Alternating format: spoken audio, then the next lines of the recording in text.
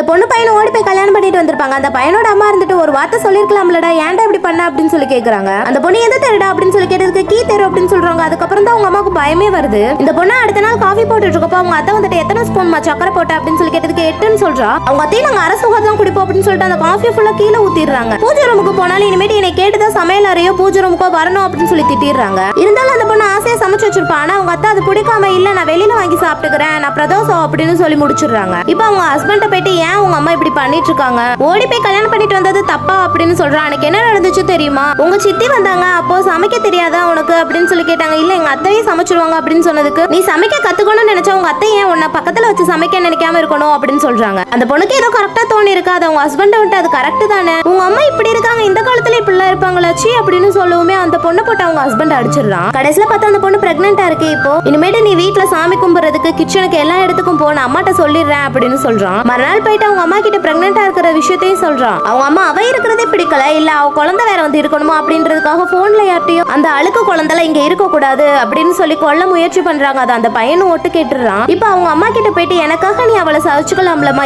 ஏமா இப்படி பண்ற அப்படின்னு சொல்லி கேட்டதுக்கு நீ வேணும்னா சகிச்சுக்கோ, என்னால சகிச்சுக்க முடியாது அப்படின்றாங்க. அவனும் நான் இல்லன்னா நீ அவளை நல்லா பாத்துக்கோமா அப்படின்னு சொல்லிட்டு போயிடுறா. இப்ப மறுநாள் காலையில பார்த்தா அந்த பையன் இறந்து போயிடுறான். அவள் அவங்க அத்தை கிட்ட வந்துட்டு உங்க சொந்தமா இப்ப கூட வந்து நிக்குது, உங்க பையனை தானே இழந்துட்டு நிக்கிறீங்க, என்கிட்ட இருந்து என் புருஷனை பிரிச்சுட்டீங்கல்ல, உங்களுக்காக நான் வெயிட் பண்ணிட்டு இருக்கேன், இந்த அழுக்கெல்லாம் தூக்கி ஒதுக்கி வச்சுட்டு வரணும்னா வாங்க, உங்களை முதல்ல நான் கிடையாது அப்படின்னு சொல்லிட்டு அங்கிருந்து கிளம்பி போயிடுறா.